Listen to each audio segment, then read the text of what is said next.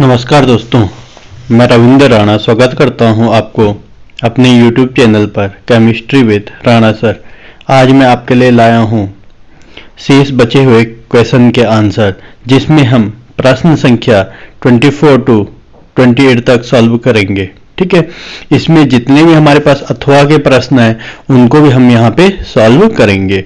ठीक है, तो आज का जो हमारा वीडियो है उसमें जो हमारे पास पहले देख रहे होंगे कि जो पहली अभिक्रिया हमारे पास C2H5NH2, इसके साथ जब हम किसकी CH3COCl की अभिक्रिया करवाते हैं तो जो अमोनिया का H होता है, ये वाला जो H है ये इस Cl के साथ क्रिया कर देगा, क्या बना देगा, HCl बना देगा। जो बाकी बचे हुए आपके पास रिएक्टेंट होंगे, यानी जो आपके पास यहाँ पे एल्काइल होगा तो हमारे पास एल्काइल क्या होगा, C2H5 है, यहाँ पे क्या है C2H5, और जो हमारा NH2 था उससे एक H हटेगा, क्या बचेगा यहाँ पे NH बचेगा। यानी कोई भी हमारे पास अगर यहाँ पे C2H5 की जगह यहाँ बेंजीन भी होता तो हमने यहाँ पे क्या लिखना था, बेंजीन लिखना था। यहाँ पे अगर CH3 होता, यहाँ पे अगर CH3 होता तो हमने यहाँ पे क्या करना था, CH3 लिखना था। तो हमारा यहाँ पे जो NH2 होता है उससे एक H हटाएंगे, वो Cl के साथ क्रिया कर लेगा, क्या बना देगा, HCl। और जो बचा हुआ रिएक्टेंट होगा, जो हमारे पास जो बचा हुआ उत्पाद होगा, क्या होगा, C2H5NH हमारे पास उत्पाद का निर्माण होता है। इसी प्रकार जो हमारा सेकेंड वाली अभिक्रिया है, ये आपके पास HNO2 और जब हम किसके साथ एल्केन एमीन या बेंजीन एमीन के साथ क्या करवाते हैं, HNO2 की क्रिया करवाते हैं, किसकी उपस्थिति में, सोडियम नाइट्राइट और HCl की उपस्थिति में। तो आपने पढ़ा होगा सैंडमेयर अभिक्रिया, क्या है, क्या कौन सी अभिक्रिया थी, सैंडमेयर अभिक्रिया। यहाँ पे क्या होता है हमारे पास C2H5N2, ये वाला एक N और एक N ये वाला, यहाँ पे ये आपस में अभिक्रिया करते हैं, क्या बना देते हैं, N2। अब लेकिन यहाँ पे N2 बनेगा तो यहाँ पे नाइट्रोजन, अगर हमारे पास नाइट्रोजन की हम बात करेंगे, यहाँ पे अगर हम नाइट्रोजन की बात करेंगे तो यहाँ पे क्या होता है, हमारे पास नाइट्रोजन के पास 4 बॉन्ड बन जाते हैं। देखो, एक हमारे ये एल्काइल के साथ जुड़ेगा, 3 ये नाइट्रोजन के साथ जुड़ेगा, तो यहाँ पे इस पे जो है हमारे पास पॉजिटिव चार्ज आ जाता है, यानी N2 पॉजिटिव, और उसको उदासीन करने के लिए Cl नेगेटिव भी यहाँ पे भी आ जाता है। ठीक है, तो यहाँ पे हम सॉल्व करके आपको दिखाएंगे अभिक्रिया कि यहाँ पे किस प्रकार ये सॉल्व होती है। यहाँ पर आप देख सकते हैं कि जब हमारे पास एथेन एमीन की क्रिया, जब हमारे पास किसकी, एथेन एमीन की क्रिया, ये एथेन एमीन है, इसकी क्रिया एथेनॉल हैलाइड के साथ होती है, यानी एथेनॉल क्लोराइड के साथ होती है, तो ये जो Cl है ये इस H के साथ क्रिया कर लेगा, वो क्या बना देगा, HCl बना देगा। बचा हुआ जो हमारे पास प्रोडक्ट होगा C2H5, यहां से हमने लिया, ठीक है, NH ये वाला हमने लिया, ठीक है, और COCH3, CO यहां से ये जो C है वो इस अमीनो समूह से जुड़ जाता है। ये जो हमारे पास क्या होता है, C होता है, ये किससे अटैच कर लेता है, इस नाइट्रोजन से जुड़ जाता है, क्या बना देगा, NHCOCH3। अब बात आती है यहाँ पे आप इसका आईयूपीएसी नाम कैसे लिखेंगे, तो हम सबसे पहले ये देखते हैं कि नाइट्रोजन से हमारा कौन सा एल्काइल समूह जुड़ा होगा। तो यहाँ पे हमने देखा नाइट्रोजन से हमारा यहाँ C2H5 जुड़ा हुआ है, तो इसको हम क्या नाम देंगे, N-एथिल, क्या देंगे इसको नाम, N-एथिल। ठीक है, अब दूसरी बात हम देखेंगे कि हमारे पास NH के राइट हैंड साइड जो CO वाला है उसके साथ कितने कार्बन है, तो हमने यहाँ पे काउंट किया 1 और ये हो गया 2 कार्बन हो गया, तो क्या लिखेंगे इसको, एथ-एन-एमाइड आ जाता है, क्या आता है, एथ-एन-एमाइड। इसका मतलब है कि यहाँ पे जो हमारे पास नाम आएगा उसका नाम क्या आएगा, N-एथिल, क्या होगा इसका नाम, N-एथिल, यहाँ पे N-एथिल ये वाला, और एथ-एन-एमाइड, तो एथेनेमाइड इसका नाम होता है। इसको अगर हम सामान्य नाम में देखेंगे तो N-एल्किल एल्केनेमाइड होता है, क्या होता है, N-एल्किल एल्केनेमाइड। तो एल्किल की जगह क्या होगा हमारा, एथिल, और एल्क मतलब 2 कार्बन, तो एथ, एन यानी सिंगल बॉन्ड है, और एमाइड यानी CONH समूह है। तो हमारे यहाँ पे जो नाम होगा वो क्या होगा, N-एथिल एथेनेमाइड इसका नाम होगा, प्लस हाइड्रोजन क्लोराइड हमारी गैस निकल जाती है। ठीक है, अगला है जब किसी एल्केन एमीन के साथ, यहाँ पे आप देख रहे होंगे एल्केन एमीन, यहाँ पे एल्केन एमीन, जब किसी एल्केन एमीन के साथ यानी इथेन एमीन के साथ नाइट्रस अम्ल की क्रिया की जाती है HCl के साथ in the presence of NaNO2 यानी सोडियम नाइट्राइट की उपस्थिति में, तो यहाँ पर क्या होता है हमारे पास, यहाँ पर ये जो हमारे पास यहां पर ये जो हमारे पास H है, 2 H यहाँ पे है, एक H यहाँ पे, 3 H हो गया और एक H HCl का है।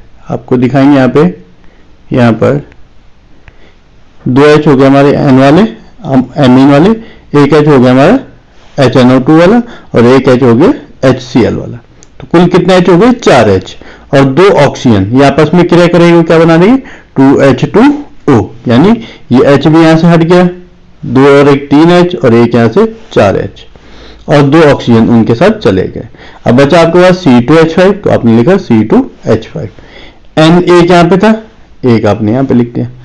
दूसरा N ये जो बीच में है HNO2 के, इसके साथ चला गया और क्या बना दे? N2 और यहाँ पे Cl नेगेटिव, यहाँ से आपका Cl बचा हुआ था क्योंकि NaNO2 तो आपके पास क्या था? ये आपके पास NaNO2 ये तो आपके पास कैटलिस्ट का कार्य कर रहा था, ठीक है ना। तो यहाँ पे ये वाला कैटलिस्ट होता है, आपने क्या कर दिया? Cl जोड़ दिया, तो क्या बन गया यहाँ पे? एथिन डायजोनियम क्लोराइड का निर्माण होता है। यानी यहाँ पे अगर बेंजीन होगा तो बेंजीन डायजोनियम क्लोराइड, मीथेन होगा तो मीथेन डायजोनियम क्लोराइड, प्रोपेन होगा तो प्रोपेन डायजोनियम क्लोराइड। तो डायजो हमारे पास आता है N2 का नाम, एम लगता है हमारे पास जब बनावे स्थित होता है, ठीक है, प्लस 2H2O, ठीक है। यहां पर हमारे इतने प्रकार की अभिक्रिया होगी। अगली हमारे पास थर्ड अभिक्रिया कि जब बेंजीन एमीन की क्रिया, यहाँ पे C6H5NH2 की क्रिया ब्रोमीन जल के साथ करवाई जाती है। किसके साथ करवाई जाएगी? ब्रोमीन जल के साथ। तो यहां पर ऑर्थो, पैरा एंड ऑर्थो तीनों जगह पे क्या हो जाता है? ब्रोमीन जुड़ जाता है। और जैसे यहाँ पे ब्रोमीन जुड़ेगा तो यहां से 3 H भी क्या होंगे? मुक्त होंगे इन जगह से, 1 2 3 H हटे और 3 हमारे Br कितने थे? 6, तो 6 में से एक चला गया यहाँ पे, एक चला गया यहां पर, एक चला गया यहां पर, एक चला गया यहां पर। कितने Br बचेंगे? 3 Br। तो 3 H जो यहां से हटे होंगे और 3 क्या Br क्रिया करके क्या बना दिया? 3HBr का निर्माण कर लेते हैं, ठीक है। अब और यहां पर आपको एक चीज ध्यान देने वाली बात है कि जब हमारे पास बेंजीन एमीन के साथ ब्रोमीन जल की क्रिया करते हैं तो 2 यानी 1 पे हमारा अमोनिया है, दूसरे पे क्या हुआ? ब्रोमीन, तीसरा खाली है, चौथे पे ब्रोमीन, पांचवा खाली है और छठवें पे फिर ब्रोमीन हो गया। तो आपके पास क्या गया? 2,4,6 ट्राई ब्रोमो एनिलीन। कब बनेगा? जब एनिलीन के साथ ब्रोमीन जल की क्रिया की जाती है तो 2,4,6 ट्राई ब्रोमो एनिलीन का निर्माण होता है। यानी जब हमारा ब्रोमीन जल के साथ किसकी क्रिया करवाएंगे? बेंजीन एमीन की क्रिया करवाई जाती है या एनिलीन, इसको क्या बोलते हैं? एनिलीन की क्रिया करवाई जाती है। तो 1 पे तो एमीन समूह है, दूसरे पे ब्रोमीन है, तीसरा खाली है, चौथे पे ब्रोमीन है, पांचवा खाली है, छठवें पे ब्रोमीन है। तो 2,4,6 ट्राई ब्रोमो एनिलीन प्राप्त होता है। परंतु अगर एनिलीन के साथ ब्रोमीन की क्रिया करवाई जाती है किसकी उपस्थिति में? CS2 कार्बन डाइसल्फाइड की उपस्थिति में क्रिया करवाई जाती है तो एनिलीन ऑर्थो ब्रोमो एनिलीन का निर्माण करता है। यानी या तो एक ही ब्रोमीन यहां पे जुड़ेगा, या तो ऑर्थो जगह पे जुड़ेगा या पैरा की पोजीशन पे जुड़ेगा। जब कब जुड़ेगा? जब CH2 होगा। लेकिन अगर H2O होगा तो यहां पे 3 ब्रोमीन रिएक्ट कर लेते हैं। ये बातें आपको जरूर ध्यान में रखनी है कि जब एनिलीन के साथ ब्रोमीन जल की क्रिया करवाई जाती है तो 2,4,6 ट्राई ब्रोमो एनिलीन प्राप्त होता है। परंतु यदि बेंजीन एमीन यानी एनिलीन की क्रिया ब्रोमीन के साथ कार्बन डाइसल्फाइड यानी CH2 की उपस्थिति में कराई जाती है तो ऑर्थो ब्रोमो या पैरा ब्रोमो उत्पाद प्राप्त होता है। या तो यहाँ पे ऑर्थो पर ही ब्रोमीन जुड़ेगा यानी इस पोजीशन पे ब्रोमीन होगा, या केवल इस पोजीशन पे ही ब्रोमीन होगा। कब? जब ब्रोमीन की क्रिया करवाई जाएगी CH2 की उपस्थिति में, ठीक है। अगला प्रश्न है आपके पास, अगला प्रश्न है ऐसी 2 अभिक्रियाएं दीजिए जिनमें फिनॉल की अम्लीय प्रकृति प्रदर्शित होती है। यानी 2 अभिक्रियाएं हमने यहाँ पे क्या करनी है? यहाँ पर ऐसी 2 अभिक्रियाएं दीजिए जिसमें फिनॉल की अम्लीय प्रकृति प्रदर्शित होती है। दो अभिक्रिया हमने देनी है। Give two reaction that show the acidic nature of phenol. तो हमने दो प्रकार की अभिक्रिया यहाँ पे देनी है, तो आपको दिखाएंगे यहाँ पे किस प्रकार से अभिक्रिया होती है। यहाँ पर आप देख रहे होंगे कि जब हम फिनॉल के साथ, जब हम क्या करते हैं फिनॉल के साथ, ये हमारे पास फिनॉल है, फिनॉल के साथ किसी भी यानी सोडियम धातु की क्रिया करवाते हैं। किसकी क्रिया करवाते हैं? सोडियम धातु की। तो सोडियम क्या करता है, जो फिनॉल में हमारे पास H होता है उसे क्या कर देता है, से हटा देता है। लेकिन किस फॉर्म में हटाएगा? गैस के फॉर्म में। तो अब देखेंगे हम, या तो यहाँ पे हम क्या कर लेंगे, यहाँ पर हम दो फिनॉल ले लें। यहाँ पर कितने फिनॉल ले लें? दो। तो NaB कितना हो जाएगा हमारे पास? दो। ठीक है, क्या जुड़ जाएगा हमारा? दोनों Na यहाँ पे आ जाएगा, यानी 2, बेंजीन भी 2 हो जाएंगे और O भी हमारे पास 2 हो गए। NaB कितने हो जाएंगे? यहाँ पर 2 हो जाएंगे। फिर यहाँ पे NaB कितने हो जाएंगे हमारे पास? 2 हो जाएंगे। ठीक है, प्लस H2 गैस निकलेगी। लेकिन अगर हम यहाँ पर एक फिनॉल लेते हैं, उसके साथ सोडियम धातु की क्रिया करवाते हैं, तो सोडियम यहाँ पर और फिनॉक्साइड का निर्माण होता है। किसका निर्माण होगा? Sodium phenoxide plus half H2 gas निकलती है। ठीक है ना। जैसे हमारे पास ये होता है NaOH होता है, तो हम क्या लिखते हैं इसको? Sodium hydro oxide. ऐसे अगर हमारे पास ये फॉर्म है तो हम क्या लिखेंगे? सोडियम बेंजीन की जगह क्या है? फिन ऑक्साइड, यानी हाइड्रो के, जब हाइड्रोजन था तो हाइड्रोक्साइड लिखा। यहाँ पर अगर हमारे पास क्या होगा? बेंजीन होगा तो फिनॉक्साइड लिखेंगे। अगर हमारे पास यहाँ पर CH3 होता, यानी ऐसा होता कुछ CH3ONa,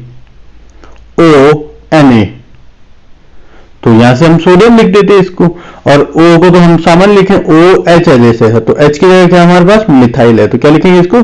सोडियम मिथॉक्साइड। तो सोडियम इथॉक्साइड भी हो सकता है, सोडियम प्रोपॉक्साइड भी हो सकता है, तो इसको हम क्या लिखेंगे? सोडियम फिनॉक्साइड लिखेंगे या बेंजोक्साइड लिखते हैं। ठीक है, अगली अभिक्रिया है कि जब हम यहां पर देखें दूसरी अभिक्रिया कि जब हम क्या करते हैं? फिनॉल की क्रिया क्षार के साथ करते हैं। किसके साथ? क्षार के साथ, सोडियम हाइड्रोक्साइड के साथ।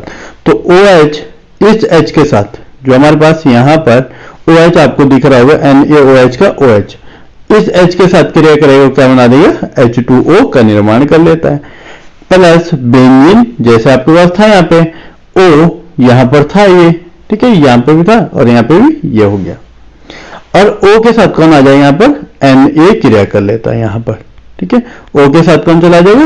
Na क्रिया कर लेगा। ये Na यहां से यहां चला जाता है, क्या बना देगा? यहाँ पर भी sodium phenoxide, sodium phenoxide, phenoxide.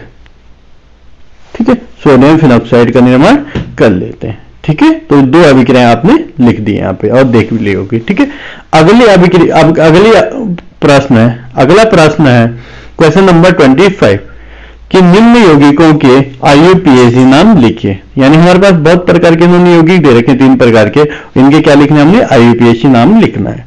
तो सबसे पहले आपको IUPAC नाम लिखने से पहले आपने ये देखना है कि यहाँ पर हमारे पास जो IUPAC नाम जिसका हमने लिखना है उसमें क्रियात्मक समूह क्या क्या है। हमारे पास एक फिनॉल है साइड चेन में, एक मिथाइल है, यहां पर भी मिथाइल है, और यहाँ पे क्या हमारे पास? क्लोरीन है। यानी हमारे पास 4 प्रकार के क्रियात्मक समूह है। कितने प्रकार के? 4 प्रकार के। दो हमारे पास क्या हो गया? मिथाइल, एक मिथाइल यहाँ पे हो गया, दूसरा मिथाइल यहाँ पे हो गया, एक क्लोरीन हो गया 3, और एक हमारा OH समूह है, यानी एल्कोहलिक समूह है।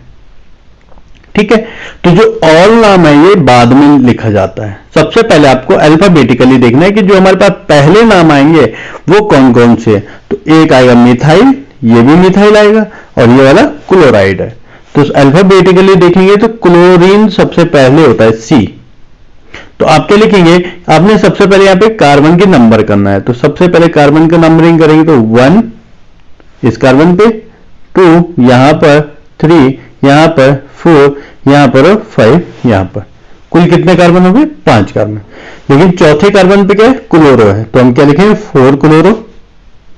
दूसरे और तीसरे पे मिथाइल है, तो 2,3 कितनी बार है मिथाइल? 2 टाइम, तो 2 को क्या लिखते हैं केमिस्ट्री में? डाई।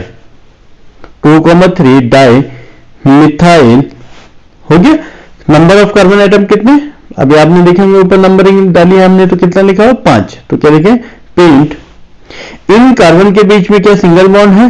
तो तो आप देखेंगे हाँ जी सिंगल बॉन्ड है, तो आपने देखा सिंगल बॉन्ड है तो इनके बीच क्या आएगा, एन आएगा नाम, ठीक है। और ऑल कौन सी पोजीशन पे, 1 लिखना है तो ठीक है, नहीं लिखना तो कोई बात नहीं। तो पेंट इन ऑल यानी पेंट इन ऑल भी लिख सकते हो और पेंट इन 1 ऑल भी लिख सकते हो, समझ में आ गया।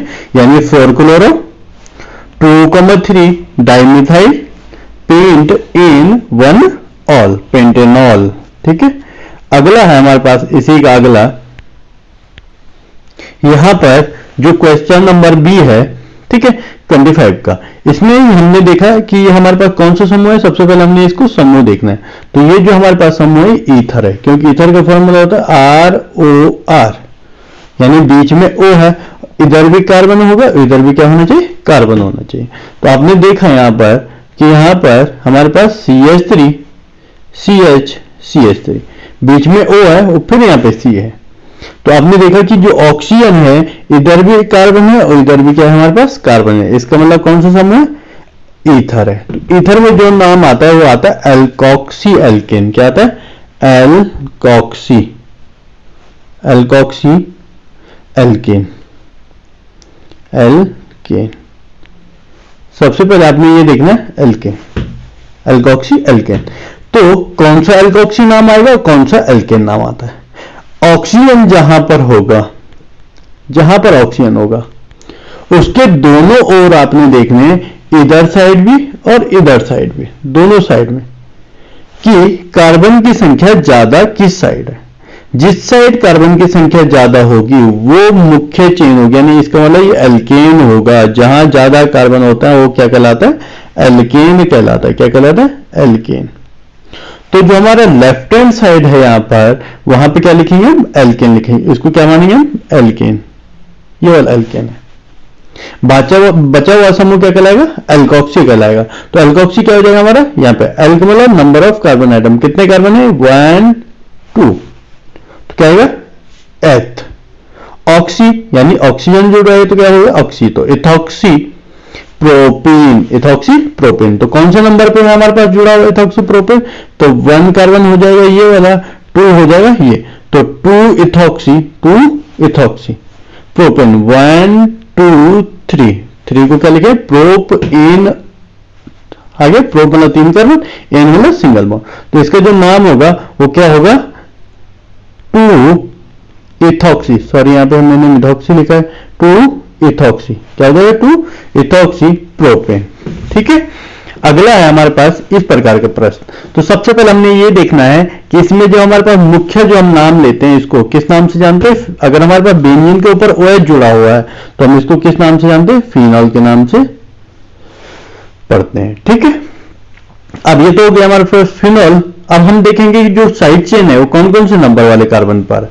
तो एक कार्बन हो गया हमारे पास जहां पर फिनॉल जुड़ा हुआ है, दूसरा कार्बन है जहां, दूसरा हमारे पास जो कार्बन है वो मिथाइल समूह वाला जहां पर जुड़ा हुआ, तीसरा हो गया ये, चौथा यहां पर, पांचवा यहां पर, छठवां यहां पर, ठीक है। यानी आप देखेंगे कि पहला ये वाला, दूसरा यहां पर, तीसरा, चौथा, पांचवा, छठवां, ठीक है ना। तो हम क्या लिखेंगे, दूसरे पे आ रहा है एक, और अगला कौन सा पे आ रहा है, 3 4 5 6, यानी छठवें पे। तो 2,6 डाइमिथाइल फिनॉल। तो इसका जो नाम होगा आपके पास वो क्या होगा, 2,6 डाइमिथाइल, 2,6 डाइमिथाइल फिनॉल, ठीक है। तो इसका जो नाम होगा 2,6 डाइमिथाइल फिनॉल होगा। अगला प्रश्न, डी ग्लूकोज एवं फ्रक्टोज की संरचना लिखिए। तो जो डी ग्लूकोज होता है उसकी हमने संरचना और फ्रक्टोज की भी संरचना बनानी है यहाँ पर। तो आप सबसे पहले कैसे देखेंगे कि ये हमारे पास डी ग्लूकोज है या एल ग्लूकोज है, या कैसे हम आपको बताएंगे यहाँ पर कि किस प्रकार आप इनकी संरचनाएं बनाएंगे। यहां पर आप देख रहे होंगे कि सबसे पहले हमें 6 कार्बन की लंबी श्रृंखला बनानी है। तो एक ऐसे करके 6 कार्बन की, 1 2 3, जैसे यहां पे लिखे 1 2 3 4 5 6। सबसे पहले आपने 6 कार्बन की ऊपर से लंबी श्रृंखला बना देनी है, ठीक है। अब उनके बीच क्या करना है, बीच में बॉन्ड लगाने हैं, सबके बीच में एक एक बॉन्ड लगानी है। लगा दिया, सबके बीच में क्या करना है, एक एक बॉन्ड लगाना है। पहले सबसे पहले क्या करना है, 6 कार्बन की श्रृंखला बनानी है। 6 कार्बन की क्या करनी है, श्रृंखला का निर्माण करना है। ठीक है, तो जैसे 6 कार्बन, पहला, दूसरा, तीसरा, चौथा, पांचवा, छठवां, 6 कार्बन, इनके बीच में सिंगल सिंगल बॉन्ड लगाना। तो ऊपर से नीचे, यहां पर भी, यहां पर भी, यहां पर भी, यहां पर भी, तो सारी जगह आपने बॉन्ड लगा दिए। अब यहां पर ये देखना है कि हमारे पास डी ग्लूकोज है। क्या है, डी ग्लूकोज है। पहले चलो सबसे पहले ये देखना है ग्लूकोज है या फ्रक्टोज है। अगर ग्लूकोज होगा तो सबसे पहला जो कार्बन होगा ऊपर से, उसमें डबल बॉन्ड O और आगे H होना चाहिए। इसका मतलब है कि यहां पर एल्डिहाइड समूह उपस्थित होता है, CHO होना चाहिए। तो या तो आप आगे इस प्रकार लिखो O और यहां पे H लिख दो और नीचे बॉन्डिंग आपकी हो ही रही है। मतलब कहीं पर भी डबल बॉन्ड करके आप ऑक्सीजन लगाओगे और सिंगल बॉन्ड करके H को लगाओगे और नीचे आपका ऐसे ही आना चाहिए। तो हमने यहां पर देखा, ये जो हमारे पास एल्डिहाइड समूह है वो मैंने यहां पर इस प्रकार लिख दिया। ठीक है, इस प्रकार से लिख दिया। तो ये जो हमारे पास एल्डिहाइड समूह है इसको हमने इस प्रकार से लिखा हुआ है। बाकी बचे, अब आपके पास 5 कार्बन है, तो 5 में से जो लास्ट वाला कार्बन है उसमें CH2OH लिख देना है। 2 चीज आपने फिक्स कर ली, यानी पहले सबसे पहले 6 कार्बन की श्रृंखला बनानी है, पहले कार्बन में CHO जोड़ना है और लास्ट वाले कार्बन को क्या बना देना, CH2OH। अब बात आती है आपके पास कि आपके पास जो ये नाम है वो हमारे पास जो तीसरा कार्बन होगा, जो ऊपर से कौन सा कार्बन होगा, तीसरा वाला, पहला, दूसरा, तीसरा, तीसरे में जो OH होगा वो लेफ्ट हैंड साइड होगा। तीसरा को OH क्या करना है, लेफ्ट हैंड साइड। तो 3 बिंदु आपको बता दिए। सबसे पहले 6 कार्बन की श्रृंखला, पहला कार्बन CHO होगा और लास्ट का कार्बन क्या होगा, CH2OH, अगर ग्लूकोज है तो।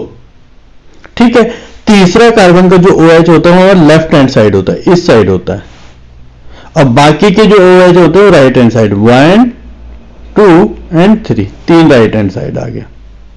अब बैलेंसिंग करने के लिए क्या करना है, इधर भी H लगा दो, इधर भी H लगा दो, यहां पर भी H लगा दो, यहां पर भी H लगा दो। तो यहां पर मुझे लगता है कि आपको समझ में आ गया होगा कि सबसे पहले 6 कार्बन की श्रृंखला बनानी है ऊपर से नीचे के लिए, फिर प्रत्येक को सिंगल सिंगल आप जोड़ना है। ठीक है, उसके बाद आपने देखना है कि जो हमारे पास तीसरा कार्बन, अच्छा पहले लास्ट वाला कार्बन देखना है तो उसको CH2OH बना देना और पहले कार्बन को CHO। ठीक है, अब देखना ऊपर से गिनना आपने तीसरा वाला कार्बन, पहला, दूसरा, तीसरा, तीसरा का जो OH होगा लेफ्ट हैंड साइड होंगे और जितने भी बचे हैं उनके OH का होंगे राइट हैंड साइड होगा। इसी प्रकार आप फ्रक्टोज की भी संरचना बनाएंगे। तो फ्रक्टोज की संरचना बनाने के लिए आपको क्या करना है, फिर 6 कार्बन की श्रृंखला बनानी है। तो 1, 2, 3, 4, 5, 6, यहां पर पहला कार्बन और लास्ट वाले कार्बन को CH2OH बना देना। तो पहला कार्बन ये वाला हो गया, लास्ट का कार्बन ये वाला हो गया, दोनों का आपने क्या लिख दिया, CH2OH। अब दूसरा जो कार्बन है यहां पर, तो यहां पर हमारे पास कीटोनिक समूह होता है। फ्रक्टोज में कौन सा समूह होता है, कीटोन। तो मुझे लगता है कि आपको ये पता होगा कि कीटोन हमारे पास कार्बोनिल समूह के जब दोनों ओर, कार्बोनिल समूह यानी CO के जब दोनों ओर R यानी कार्बन उपस्थित होता है, इसे हम कीटोन समूह कहते हैं। ठीक है, तो यहां पर आप देख रहे होंगे कि जो हमारे पास पहला कार्बन है वो भी CH2OH और लास्ट वाला कार्बन भी क्या, CH2OH। ठीक है, दूसरे वाले कार्बन पे ऑक्सीजन जोड़ दो डबल बॉन्ड करके। तो आपने डबल बॉन्ड करके यहां पे ऑक्सीजन लगा दिया, डबल बॉन्ड करके आपने ऑक्सीजन लगा दिया। ठीक है, अगले हमारे पास बचा फिर ऊपर से फिर काउंट करना है तीसरा कार्बन। तो पहला, यहां पर पहला कार्बन, दूसरा कार्बन, तीसरा कार्बन, तीसरे कार्बन का जो OH है लेफ्ट हैंड साइड हो गया और जितने भी OH हैं वो सारे कहां आएंगे, राइट हैंड साइड आते हैं। बैलेंसिंग करने के लिए फिर क्या करेंगे, H को मेंशन कर देंगे। ठीक है, तो मुझे लगता है आपको ये चीज समझ में आ गई होगी। तो ये जो हमारे पास ग्लूकोज और फ्रक्टोज का था, ये कौन सा रूप था, D वाला रूप था। अगर आपके पास प्रश्न पूछा जाता है L ग्लूकोज की संरचना बनाइए, क्या पूछेगा, L ग्लूकोज की संरचना। ठीक है, तो जो D वाला है और L वाला है, ये जो हमारे पास नाम दिया है, इसका मतलब ये मत सोचना कि D डेक्स्ट्रो रोटेटरी है और L लीवो रोटेटरी है। ठीक है, D और एल जो होता है ग्लूकोज और फ्रक्टोज का, ये ग्लिसरल्डिहाइड से लिया गया है। किससे लिया गया है? ग्लिसरल्डिहाइड। ग्लिसरल्डिहाइड एक हमारा यौगिक होता है, ठीक है ना। ग्लिसरल्डिहाइड में क्या होता है, यहां पर जो ग्लिसरल्डिहाइड फॉर्मूला होता है वो होता है CH2OH, दूसरा कार्बन CH और OH, और तीसरा कार्बन होता है CHO। इसका मतलब है, इसका यहां से ये देखना आपने कि जो हमारे पास सेकंड वाला OH है, नीचे से सेकंड वाला, अगर वो आपका राइट हैंड साइड हो गया, किस साइड हो गया? राइट हैंड साइड, इसके जैसे, तो ये क्या कहलाएगा हमारा? डी ग्लूकोज कहलाता है। कौन सा कहलाता है? डी ग्लूकोज कहलाता है। कब? जो नीचे वाला कार्बन है उसका जो दूसरा वाला कार्बन होगा, उसका जो OH होगा वो अगर राइट हैंड साइड होगा तो डी ग्लूकोज कहलाएगा, और ये H अगर OH हमारे किस साइड होगा? लेफ्ट हैंड साइड होता है, तो ये क्या कहलाता है? हमारा एल ग्लूकोज कहलाता है। ये मुख्य बात आपने ध्यान में रखनी है, ठीक है ना। अगर आपसे पूछा जाएगा कि एल ग्लूकोज का सूत्र लिखिए, तो एल ग्लूकोज में सब कुछ ये जैसा है वैसे ही आएगा, बस यहां पर जो OH है, यहां पे OH ना होकर के बल्कि OH कहां होगा? इधर हो जाएगा, और यहां पे क्या हो जाएगा? H आ जाएगा। समझ में आ गया? ठीक है। अब बात आती है प्लस और माइनस का, तो प्लस और माइनस आपको डिनोटेड करता है इसका घूर्णन, यानी रोटेशन व्यक्त करता है। ये जो हमारे पास ये वाला प्लस वाला है, क्योंकि इसका जो OH है वो लेफ्ट हैंड साइड है यहां पर, तीसरा वाला। अगर मैं यहाँ पे माइनस लिख देता, क्या लिखते हैं? माइनस, तो और सारे OH, ये वाला OH इधर, ये OH इधर, ये OH इधर, और ये वाला OH ने कहां जाना था? राइट हैंड साइड चला जाता, ठीक है। इसी प्रकार फ्रक्टोज का, अगर मैंने लिखा है डी फ्रक्टोज, तो इसका मतलब नीचे से आपने दूसरा वाला देखना, तो पहला कार्बन ही है, दूसरा कार्बन, अगर उसका OH राइट हैंड साइड आ गया तो इसका मतलब डी फ्रक्टोज होगा। कौन सा होगा? D fructose. अगर ये OH यहां ना होकर इस दिशा में होता, यहां पर होता लेफ्ट हैंड साइड में, तो यहां पे हम क्या लिखते हैं? एल फ्रक्टोज लिखते हैं, ठीक है। प्लस माइनस कुछ नहीं है, वो आपका जो रोटेशन है उसको व्यक्त करता है, ठीक है। लेकिन डी और एल जो है वो ग्लिसरल्डिहाइड से लिया गया है, वो वहां पर देखता है कि जैसी संरचना ग्लिसरल्डिहाइड की होती है उसी प्रकार से हमारा ये जो OH है, ये अगर राइट हैंड साइड होगा तो डी नाम आएगा, और ये OH अगर हमारा लेफ्ट हैंड साइड हो गया, इस साइड हो गया, तो क्या आएगा हमारे पास? एल नाम आता है, ठीक है। अगला इसी में आपके पास दूसरा एक क्वेश्चन आता है कि alpha D glucose and beta D fructose की संरचना बनाइए। तो आप यहां पे देख रहे होंगे, ठीक है, आप देख रहे होंगे यहां पे कि जो अल्फा डी ग्लूकोज है और बीटा डी ग्लूकोज है वो किस पे डिपेंड करता है? यहां पे 3 प्रकार के OH हो गए, चलो अभी बाद में बताएंगे। अल्फा डी ग्लूकोज जो है वो यहां पर जो हमारे पास पहला कार्बन होता है, आपने अभी देखा होगा कि यहां पर ऐसा समूह था कुछ C डबल बॉन्ड O। अगर मैं इस बॉन्ड को तोड़ दूं, यहां पर इस बॉन्ड को माना हटा दूं, ये वाला बॉन्ड यहां से हटा दिए, एक बॉन्ड हटा दिया यहां से, ठीक है। अब ऑक्सीजन पे क्या आ गया? सिंगल आवेश आ गया, सिंगल बॉन्ड आ गया। तो यहां से जो हमारा ये वाला OH है, ये जो OH है, ये अपना क्या करता है? H इसको दे देता है, इसको इसके साथ क्या चला जाएगा? H चला जाएगा, कहां का? जो ये हमारे पास D और L को डिनोटेड कर रहा था, ठीक है। इसका H चला गया यहां से ऊपर। अब बचेगा क्या आपके पास? यहां पर देखेंगे आप, ये OH बन गया, ये H इसमें पहले से था, तो ये क्या हो जाएगा? हमारा जो C है ये यहां पर O, यहां से H इसका चला गया ऊपर, और ये इसके साथ जुड़ गया। अब आपने ये देखना कि ये वाला जो OH है, ये अगर राइट हैंड साइड होगा तो क्या नाम आएगा? अल्फा, और ये OH अगर हमारा इस दिशा में होता है लेफ्ट हैंड साइड, तो क्या नाम आ जाता है? यहां पर बीटा नाम लिख देते। क्या लिखते हैं? Beta D glucose. अब यहां पर 3 शब्द आपके पास आगे होंगे। अल्फा का मतलब होता है कि जब हमारे पास चक्रीय संरचना होती है, कौन सी संरचना होती है? चक्रीय संरचना होती है, चक्र वाली संरचना बनती है, तो उसमें जो हमारे पास OH होगा, अगर वो राइट हैंड साइड होगा तो अल्फा नाम आएगा। कौन सा नाम आएगा? अल्फा। अगर ये OH लेफ्ट हैंड साइड होगा तो बीटा नाम आएगा, ठीक है। पहली बात तो ये हो गई।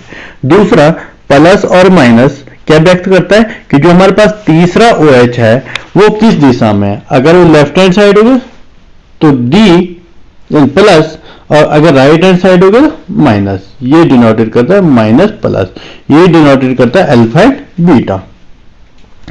और जो यहां पर है नीचे से पहला यानी पांचवा कार्बन, ऊपर से देखेंगे तो पांचवा नंबर का कार्बन और नीचे से देखेंगे तो दूसरे नंबर का कार्बन, तो ये डिसाइड करता है कि ये डी है या एल है। अगर राइट हैंड साइड होगा तो डी और लेफ्ट हैंड साइड होगा तो एल। इसी प्रकार फ्रक्टोज में भी होगा, अगर OH हमारा राइट हैंड साइड होगा तो अल्फा, दूसरा डी वाला जो है वो कौन सा व्यक्त करेगा, ये वाला कार्बन लास्ट का दूसरा, ठीक है ना, सेकेंड लास्ट। तो यहां पर हमारे पास डी हो गया। प्लस का मतलब है कि जो इसका तीसरा वाला OH है वो लेफ्ट हैंड साइड है, ठीक है, ये प्लस हो गया। और फ्रक्टोज यानी इसमें कौन सा समूह होता है, कीटोनिक समूह होता है, तो ये क्या कहलाएगा हमारा फ्रक्टोज कहलाता है। तो मुझे लगता है कि आपको दोनों ही संरचनाएं आ गई होगी, ग्लूकोज की चक्रीय संरचना और ग्लूकोज की सामान्य संरचना, ठीक है। अगला प्रश्न है, ग्लूकोज की क्रिया अभिक्रिया HI के साथ लिखिए। तो जब हम ग्लूकोज की क्रिया HI के साथ करते हैं, जब ग्लूकोज की क्रिया किससे करते हैं, HI के साथ करते हैं, तो 6 कार्बन की एक सीधी श्रृंखला प्राप्त होती है। इसका अर्थ होता है कि ग्लूकोज में जितने भी कार्बन होते हैं वह एक सीधी श्रृंखला में उपस्थित होते हैं, ठीक है, जैसे आपको यहाँ पे देखने को मिल, यहाँ पर आप देख रहे होंगे कि अगर मैं क्या करता हूँ ग्लूकोज की, ये हमारे पास ग्लूकोज था, ये हमारे पास क्या ग्लूकोज है, ये देखो ये ग्लूकोज है, CHO है, CHOH होल 4 हो गया, CH2OH हो गया। इसके अगर मैं HI के साथ क्रिया करता हूं तो आपके पास क्या प्राप्त होता है, N हेक्सेन प्राप्त होता है। इसका अर्थ होता है कि ये जो हमारे पास क्या है ग्लूकोज है, उसमें कितने कार्बन होते हैं, 6 कार्बन होते हैं। और 6 कार्बन कैसे श्रृंखला कैसे जुड़े होते हैं, एक सीधी श्रृंखला में जुड़े होते हैं, 1 2 3 4 5 6, यहां पर हमारे पास CH3 होगा, ठीक है, क्या होगा CH3, ठीक है।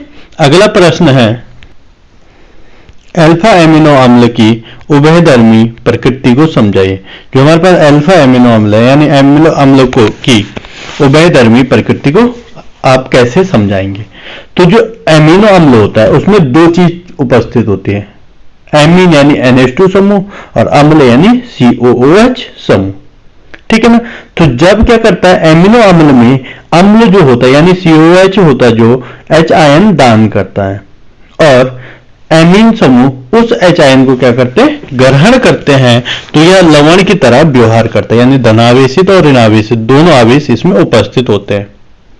इसे क्या कहते हैं, अल्फा एमिनो अम्ल की उभयधर्मी प्रकृति कहते हैं, ठीक है।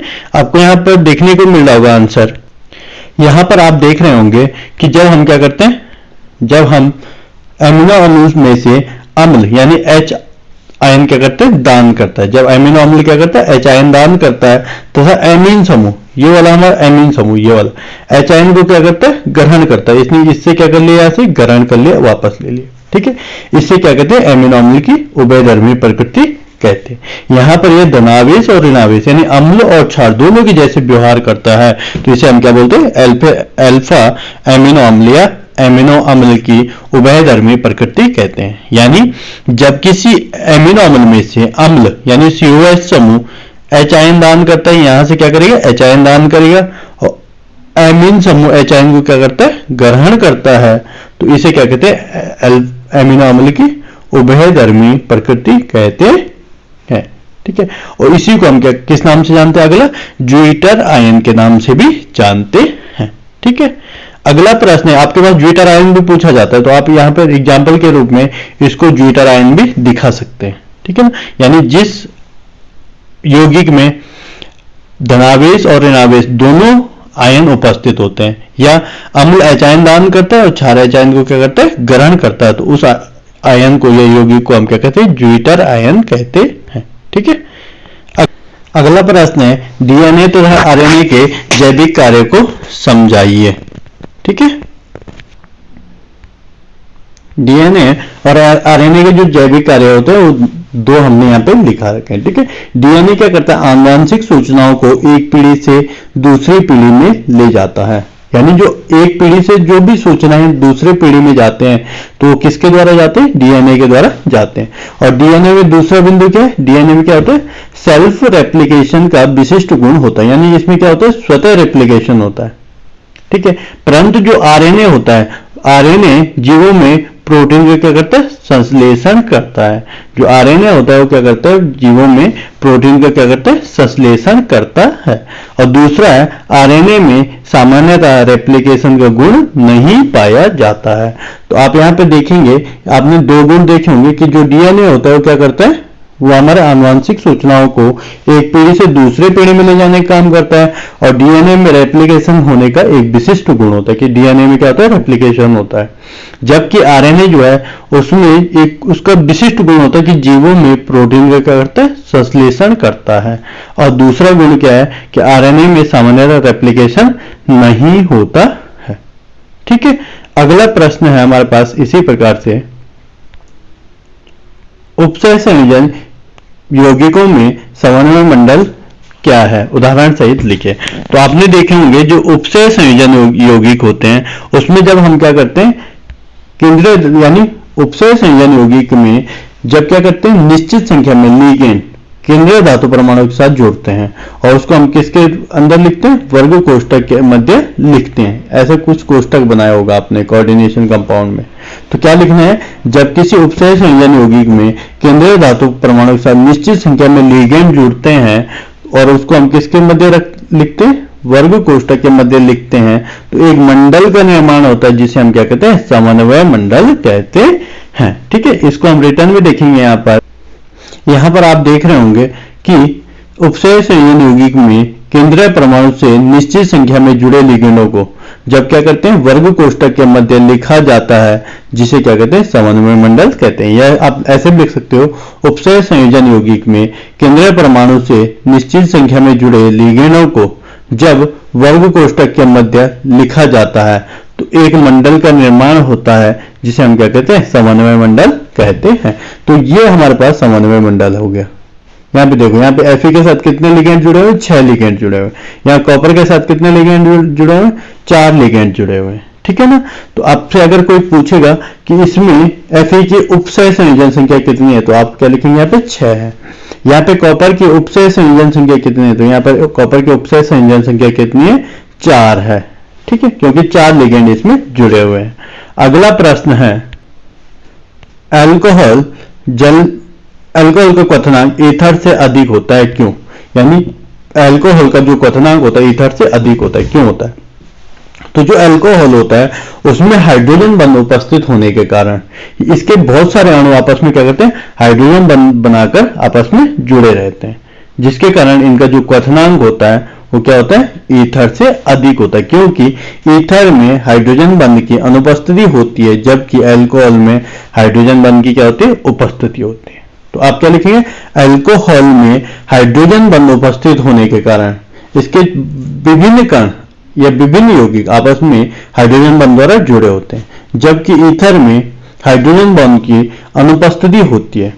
अतः अल्कोहल का क्वथनांक यानी बॉइलिंग पॉइंट ईथर से अधिक होता है। ठीक है। तो आपको रिटर्न में भी हम यहाँ पे दिखाएंगे। ठीक है। यहाँ पर आप देख रहे होंगे कि अल्कोहल में हाइड्रोजन बंध उपस्थित होते हैं। अल्कोहल में कौन से बंध उपस्थित होते हैं, हाइड्रोजन बंध उपस्थित होते हैं। ठीक है। अतः अल्कोहल के विभिन्न अणु आपस में हाइड्रोजन बंध द्वारा क्या होते हैं, जुड़े होते हैं, जबकि ईथर में हाइड्रोजन बंध की अनुपस्थिति होती है। क्या होती है, अनुपस्थिति होती है। अतः अल्कोहल का क्वथनांक ईथर की अपेक्षा क्या होता है, अधिक होता है। तो आपने सामान्य क्या लिखना है कि अल्कोहल में हाइड्रोजन बंध उपस्थित होता है, ईथर में हाइड्रोजन बंध की अनुपस्थिति होती है, जिसके कारण अल्कोहल की बॉइलिंग पॉइंट ईथर से अधिक होता है। आपके पास अगला प्रश्न है, आणविक आकृति के आधार पर प्रोटीनों का वर्गीकरण कीजिए। तो अणु की आकृति के आधार पर प्रोटीनों का वर्गीकरण मैंने आपको पहले ही बताया हुआ है, जहां पर आपसे पूछा गया कि 2 प्रोटीनों के नाम लिखिए। तो यहाँ पे कितने प्रकार के प्रोटीन होते हैं, 2 प्रकार के, एक होता है रेखीय, दूसरा होता है गोलिकाकार प्रोटीन। तो रेखीय प्रोटीन में मैंने आपको 2 उदाहरण बताए थे, जो आपके पास कहां पाया जाता है, एक नाखून में पाया जाता है या हम किस में बात करें, बालों में बात करें, और दूसरा आपको मांसपेशियों में पाया जाता है। ठीक है ना। तो रेखीय में कौन कौन से थे, क्रेटीन और मायोसिन, जबकि आपके पास जो गोलिकाकार प्रोटीन थे उसमें हीमोग्लोबिन था एक, दूसरा इंसुलिन था और तीसरा क्या था, एल्बुमिन था जो अंडे के अंदर होता है। ठीक है, तो इसका रिटर्न में आंसर देखेंगे इस प्रकार से। यहाँ पे आप देख रहे होंगे दो प्रकार के प्रोटीन होते हैं यानी आकार के आधार पर, एक होता है रेखीय और दूसरा होता है आपके पास एक रेखीय और दूसरा गोलिकाकार। तो रेखीय की अगर बात करेंगे तो रेखीय कितने होते हैं, 2, मायोसिन और क्रिएटिन। ठीक है, और गोलिकाकार की बात करेंगे तो गोलिकाकार मैंने आपको 3 बता रखे हैं। इंसुलिन जो सबसे छोटा एमिनो अम्ल है यानी 51 एमिनो अम्ल का प्रोटीन होता है। ठीक है, दूसरा एल्बुमिन जो अंडे के अंदर होता है, और तीसरा कौन सा हमारे पास, हीमोग्लोबिन जो रक्त में पाया जाता है। ठीक है, अगला प्रश्न है, निम्न अभिक्रियाओं को पूर्ण कीजिए। यानी ये आपके पास 5 अभिक्रियाएं दे रखी है, पहली, दूसरी, तीसरी, चौथी, पांचवी, 5 अभिक्रियाएं दे रखी है। इनको क्या करना है, आपने पूर्ण करना है। ठीक है, लास्ट हमारे पास ये क्वेश्चन है 28वां का, ये और अथवा वाला। तो यहां पर हम करेंगे, आज की वीडियो यहीं पे समाप्त कर लेंगे। ठीक है, जब क्या करते हैं हमारे पास मेथनोइक अम्ल की क्रिया यानी मेथनोइक फॉर्मिक अम्ल की क्रिया सिल्वर ऑक्साइड के साथ करते हैं। किसके साथ करते हैं, सिल्वर फर्स्ट ऑक्साइड के साथ करते हैं, तो आपको सिल्वर दर्पण यानी सिल्वर मिरर फॉर्म में दिखाई देता है, plus carbon dioxide gas plus H2O यहाँ पे फॉर्म हो जाती है। तो यहाँ पे देखेंगे आप कि कैसे कैसे बना होगा। तो यहाँ पे देखो ये जो CO2 है ये तो यहाँ से निकली। ठीक है, H कितना हो गया, 1 और 1 2, ये इसके साथ क्रिया कर लिया, ऑक्सीजन के साथ क्या बना दे, H2O, CO2 भी बन गया, प्लस बचा कितने Ag हमारे पास, 2 Ag, तो 2 Ag यहाँ पे प्राप्त हो गए। इसी प्रकार यदि आपसे क्या पूछा जाता है कि एथेनोइक के किसी भी कार्बोक्सिलिक अम्ल का जब क्या करते हैं P2O5 की उपस्थिति में क्या करते हैं, अभिक्रिया करवाते हैं, तो ये निर्जलीकरण अभिक्रिया प्रदर्शित करता है। इसका मतलब यहाँ पे क्या होता है, जो 2 अम्ल होंगे उनमें से दोनों क्रिया करके H2O बाहर कर देंगे। अब बचा क्या आपके पास, CH3, यहाँ पे CH3 का CO, तो CO, नीचे क्या बचा CH3 CH3 CO, तो CO। अब यहाँ पे देखेंगे आप इसका OH और इसका H क्रिया करके चला गया H2O। ठीक है, बचेगा आपके पास एक ऑक्सीजन, तो ये आपके पास बीच में जुड़ गया। अब आप इसका नाम कैसे लिखेंगे, तो सबसे पहले आपने ये देखना है कि जो ऑक्सीजन है उसके दोनों ओर कौन कौन से हमारे पास कार्बोक्सिलिक एसिड रहे होंगे, यानी इस ये जो बना यौगिक है वो किससे बना हुआ है, तो ये बना हुआ हमारे पास एथेनोइक अम्ल से। क्या बना, एथेनोइक। तो आप क्या लिखेंगे इसको, एथेनोइक एनहाइड्राइड या एसिटिक एनहाइड्राइड, क्योंकि एसिटिक एसिड है इसका नाम। अगर बाय द वे यहां पर एक H होता और COH होता तो यहां पे भी क्या आना था, यहां पे एक H आना था, तब क्या होता है इसका नाम, एथेनोइक मेथेनोइक एनहाइड्राइड। अगर कार्बन की संख्या ऊपर और नीचे अलग अलग होती है, माना ऊपर यहाँ पे इस साइड 3 कार्बन हो गए, अभी तो 2 है, तो आप लिखे एथेनोइक एनहाइड्राइड, क्योंकि यहाँ पे भी 2 है यहाँ पे भी 2 है। अगर दोनों मिस मैच होती है, ऊपर हमारे पास कितने 3 है और नीचे कितने 2 है, यहाँ पर टोटल 3 है और यहाँ पे 2 है, तो आप अल्फाबेटिकली देखेंगे 3 को क्या बोलते हैं, P यानी प्रॉप, 3 को क्या लिखते हैं, प्रॉप, यानी P से शुरू होता है, किससे शुरू होता है, P से, और 2 कितने शुरू होता है, H से, तो क्या लिखेंगे, एथेनोइक प्रोपेनोइक एनहाइड्राइड। अगर माना ऊपर एक कार्बन है नीचे 2 है, तो आप क्या लिखेंगे, एथेनोइक मेथेनोइक एनहाइड्राइड। ठीक है, तो अगला प्रश्न है इसी प्रकार से, अगली अभिक्रिया है, अगली अभिक्रिया देखेंगे हम यहाँ पर। ठीक है, तो अगली अभिक्रिया के जब फॉर्मल्डिहाइड की क्रिया HCN के साथ की जाती है, यहां पर देख रहे हो आप कि जब फॉर्मल्डिहाइड की अभिक्रिया हम किससे करते हैं, HCN के साथ करते हैं, तो ये जो H है ये इस ऑक्सीजन के साथ चला जाएगा, क्या बना देगा, OH, और CN इस कार्बन के साथ अटैक कर लेगा, तो क्या बचेगा आपके पास, HCH यानी HCH, O के साथ क्या चला गया, H, OH बना दिया, और यहाँ पर CN, तो इसका नाम जो होता है हमारे पास साइनोहाइड्रिन होता है। क्या नाम होता है इसका, साइनोहाइड्रिन। ये HCN जो है ये यह दिखाता है यौगिक में कि कार्बोनिल समूह उपस्थित है या नहीं है, तो ये यह यौगिक अभिक्रिया प्रदर्शित करता है। ठीक है, अगला प्रश्न है, जब फॉर्मल्डिहाइड की क्रिया, यानी ये जो हमारे पास फॉर्मल्डिहाइड, जब फॉर्मल्डिहाइड की क्रिया किससे करते हैं, एथिल अल्कोहल से करते हैं, किससे, एथिल अल्कोहल से, तो यहाँ पे ये भी हमारे पास HCl की उपस्थिति में हो रहा है, अम्ल की उपस्थिति में, तो यहाँ पर भी क्या होगा, H2O बाहर होगा, तो H2O कैसे कैसे बाहर होगा, इन दोनों का H और यहाँ से ये O, क्या बना दिया H2। बचेगा क्या आपके पास CH3, ठीक है जी, CH, ठीक है जी। और इस C के साथ यहाँ पे OCH3 और ये वाले इस C के साथ भी OCH3, तो क्या बन जाएगा यहाँ पर, अब देखो यहाँ पे भी ईथर है, यहाँ पे भी ईथर है, ठीक है ना। तो अब मैंने आपको बताया था कि ऑक्सीजन के किस साइड ज्यादा कार्बन है, तो इधर भी 2 है, यहां पर भी 2 है और यहां पर भी 2 है। तो आपने क्या लिखना है 1,1 ऊपर वाला और 1 ही के नीचे वाला भी होगा, क्या होगा 1 ही नीचे वाला है, तो क्या हो गया 1,1 डाई इथॉक्सी इथीन हो जाएगा, इसका नाम क्या होगा 1,1 डाई इथॉक्सी इथीन इसका नाम हो जाएगा, ठीक है। तो फिर से आप देख लेंगे यहाँ पे 1,1 डाइथॉक्सी ईथेन, ठीक है। अगला इसी में ई वाला जो क्वेश्चन है वो है यहाँ पर कि जब क्या करते हैं एल्डिहाइड की क्रिया डाइल्यूट NaOH के साथ करते हैं तो कौन सी, आपने देखा सुना होगा एल्डोल संघनन। एल्डोल मतलब क्या होता है, एल्डिहाइड और कीटोन दोनों ही यहाँ पर उत्पाद बनते हैं। तो आपने कुछ नहीं करना है, यहाँ पर पहले ये देखना है कि सबसे पहले अपने पास एल्डिहाइड कौन सा है। तो मैंने ये देखा एल्डिहाइड, तो आपने वही लिख देना आगे। यहाँ पे लिखा आपने CH3 CHO, सिंपल। अभी इस H को ध्यान में मत रखो, इस H को क्या नहीं करो, ध्यान में नहीं रखना है, ठीक है। तो आपने CHO लिख दिया। अब आपने दूसरा जो हमारे पास एल्डिहाइड होगा इसी का, उसका अल्फा कार्बन देखना। तो इसका अल्फा कार्बन ये वाला हो गया, इसका एक H हटेगा और कहां जाएगा, इस O के साथ क्रिया करेगा, क्या बना दिए OH। समझ में आ गया। जब यहां पर ये बॉन्ड टूटा होगा O और H के, O और C के बीच में, तो यहां पे क्या हुआ OH बना दिया इसने, ये CH हो गया। CH ने किसके साथ, इस अल्फा वाले कार्बन के साथ जुड़ेगा, क्योंकि यहां से एक H तो चला गया, तो बचेगा क्या यहाँ पर CH2 और CHO। अभी एल्डोल हुआ, एल्डोल मतलब यहां पर आपने देख रहे होंगे कि यहां पर एल्डिहाइड ये वाला CHO समूह और ऑल OH समूह दोनों बन गए, तो क्या नाम देंगे इसको, एल्डोल नाम देते हैं, ठीक है। अब क्या करेंगे, इसका OH जो ऊपर है यहाँ पे, और जिससे आपने H हटाया उसी से एक H और हटा दो, तो यहां से फिर H हटा देंगे, तो क्या हो जाएगा H2O निकल गया बाहर, संगलन करने के बाद H2O निकल गया बाहर। तो बचेगा क्या आपके पास CH3, जैसे था यहाँ पे ये CH3, तो मैंने यहाँ CH3 लिख दिया, CH तो यहाँ पे CH लिख दिया, यहाँ पर एक H हट गया तो CH हो गया और ये CHO हो गया।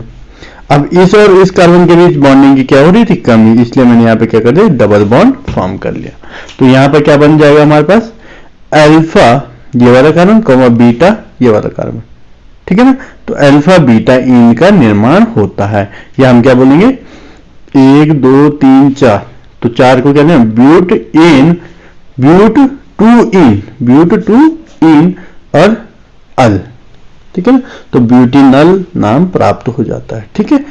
अगली अभिक्रिया है, यहां पर देखेंगे यहाँ पर कि आपके पास पहला जो अथवा में है वो क्या है, कैनिजारो अभिक्रिया है। कौन सी है, कैनिजारो अभिक्रिया।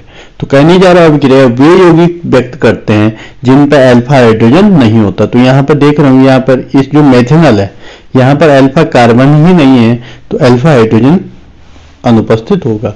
इसमें भी अल्फा कार्बन नहीं है तो अल्फा हाइड्रोजन भी कहां से होगा, ठीक है। तो ये जब क्या करता है सांद्र NaOH, यहाँ पे ध्यान रखना जब डाइल्यूट होता है तो कौन सी अभिक्रिया होती है, जो एल्डोल संघनन हमने प्रीवियस में पढ़ा था, ठीक है। अगर सांद्र NaOH ले लिया तो यहाँ पर क्या करते हैं, ये पहले ऊपर वाला पहला वाला जो आपके पास यौगिक है, इसलिए मैंने अलग अलग लिखवा रखे हैं, ठीक है। तो ये पहला वाला देख लो, यहां पर हमारे पास CH2 है, एक H आ गया ये वाला, कितना हो गया CH3 और O है, तो आपने लिखा CH3O हो गया, ठीक है। H आता है इधर का, क्या बन गया CH3OH हो गया। बचा हुआ आपके पास है, ये चला गया इतना इधर, बचा हुआ आपके पास है CH यानी HC हो गया, ठीक है। O यहाँ पे है और ONA यहां से आ गया, तो क्या बन गया HCOONA, ठीक है ना। यानी CH3OH अल्कोहल प्लस धात्विक एसीटेट का निर्माण होता। अगर KOH होता तो हम क्या लिखते हैं, पोटेशियम एसीटेट। यहाँ पर Na है तो हमारे पास क्या होगा, सोडियम एसीटेट का निर्माण होता है, ठीक है। इसी प्रकार आपके पास जो कैनिजारो अभिक्रिया है वो दूसरी भी है। दूसरे में आप क्या कर सकते हो, यानी इस प्रकार से आप बेंजाल्डिहाइड लिख सकते हो, ठीक है ना। तो बेंजाल्डिहाइड की जब आप क्रिया करवाएंगे तो आपके पास फिर वही होगा। आपने क्या किया, यहां से एक H ले लेंगे इधर के लिए, यहां से जैसे आप ऊपर वाले में देखा आपने नीचे से लिया, तो यहाँ पर हम कहां से इधर से एक H यहाँ ले लेंगे, तो क्या बन जाएगा आपके पास बेंजीन CH2 हो जाएगा। एक H यहाँ, एक H यहाँ हो गया। एक H इससे ले लेंगे NaOH से, तो क्या बन गया CH2OH, ठीक है। बचा हुआ बेंजीन ये वाला, तो ये बेंजीन CO और यहाँ पर ONA का इस पर अटैक कर लेगा, तो क्या बन जाएगा सोडियम बेंजोएट का निर्माण हो जाएगा, यानी बेंजेनॉल और सोडियम बेंजोएट का निर्माण हो जाता है, ठीक है। अगला प्रश्न है, यहां पर देखेंगे आप क्लीमेंसन रिडक्शन रिएक्शन, ठीक है ना। क्लीमेंसन रिडक्शन रिएक्शन में क्या होता है, जब कोई एल्डिहाइड और कीटोन होता है उसमें उसकी जब हम क्या करवाते हैं क्रिया करवाते हैं, किसकी उपस्थिति में ZnHD HG की उपस्थिति में क्या करवाते हैं, इसका अपचयन करवाते हैं। तो ये जो 4H है, 4H में से क्या होगा 2H तो ऑक्सीजन के साथ क्रिया कर लेगा, क्या बना देगा H2O, और 2H इसमें अटैक कर लेंगे तो क्या बना देगा CH3CH2, यहाँ पे हो गया, एक H यहाँ पे पहले से था तो क्या बन गया CH3 का निर्माण हो जाता है, ठीक है। अगला है हमारे पास एस्टरीकरण अपक्रिया, यानी कभी भी जब एल्डिहाइड और कीटोन आपके पास होगा और क्लीमेंसन अपचयन पूछा जाए तो आपने कुछ नहीं करना, जो भी ऑक्सीजन है उसको हटा देने और एल्केन का निर्माण कर देना है। जितने कार्बन आपके पास थे उतने कार्बन का एल्केन बन जाएगा, ठीक है। एस्टरीकरण अभिक्रिया आप देखेंगे यहाँ पर ये जो C वाला है, तो जब अल्कोहल की क्रिया कार्बोक्सिलिक अम्ल के साथ की जाती है, कभी भी जब अल्कोहल की क्रिया क्या करते हैं कार्बोक्सिलिक अम्ल के साथ करते हैं, तो फलों की जैसी गंध की एक यौगिक का निर्माण होता है, जिसकी गंध कैसी होती है फलों जैसी, जिसे हम क्या बोलते हैं एस्टर बोलते हैं, ठीक है। तो यहाँ पे देखेंगे आप कि जो अल्कोहल है उसका H हटेगा और कार्बोक्सिलिक एसिड का क्या हटेगा OH, तो क्या बन गया हमारे पास CH3CH2 CH3CH2, ठीक है। O तो यहाँ पे O हो गया, ठीक है। यहां पर OH हमारा हट गया तो क्या बचेगा OCO, यानी OC बचेगा, तो CO लिख देते हैं, ऐसे में होता है कार्बोनिल समूह COCH3, तो क्या लिखेंगे CH3CH2, यानी CH3CH2 यहां से आ गया और O भी यहां से आ गया, तो CH3CH2O COCH3 कहां से है कार्बोक्सिलिक अम्ल से, तो COCH3 तो इसका जो नाम होगा वो क्या होगा हमारे पास इथाइल, यानी एल्काइल, यहां पर यह इतना पार्ट एल्काइल एल्कनोएट हो जाता है, यानी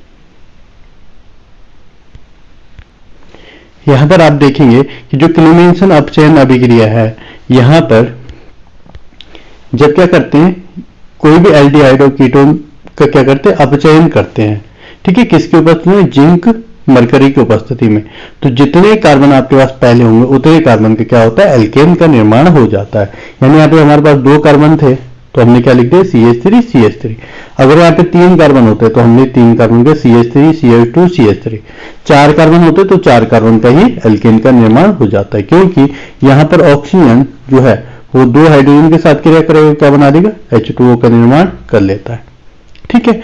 बाकी बचा हुआ जो H होते हैं वो इस कार्बन से जब हमारे पास क्या होंगे बैलेंसिंग कम हो जाए तो 2H लगेंगे इस वाले कार्बन पे और 2H ऑक्सीजन के साथ निकल जाएंगे, ठीक है। अगला है एस्टरीकरण अभिक्रिया, तो जब क्या करते हैं हमारे पास अल्कोहल की क्रिया करते हैं कार्बोक्सिलिक अम्ल से, ये अल्कोहल है इसकी क्रिया करते हैं हम कार्बोक्सिलिक अम्ल से, ठीक है। तो अल्कोहल की क्रिया किससे करते हैं कार्बोक्सिलिक अम्ल से करते हैं, तो कार्बोक्सिलिक अम्ल का OH और अल्कोहल का H आपस में क्रिया करता है, क्या कर देता है बाहर निकल जाता है H2O, बचेगा क्या आपके पास CH3CH2O यहां से, तो CH3CH2O ये वाला, यहां से OH हट गया, बचेगा क्या COCH3, तो COCH3, तो इसका जो नाम होगा क्या होगा एथिल एथेनोएट होता है, ठीक है। क्या नाम है इसका एल्किल एथेनोएट, यानी एथिल एथेनोएट, ठीक है। तो आज की वीडियो बहुत लंबी हो गई है, मुझे आशा है कि आप जो भी हमने प्रश्न किए हैं वो आपको समझ में आ गए होंगे, है ना। अगर आपको कुछ क्वेरीज होगी तो आप मेरे से कमेंट बॉक्स में पूछ सकते हैं, ठीक है। तो अगले वीडियो में मिलते हैं फिर अगले टॉपिक के साथ, ठीक है। धन्यवाद।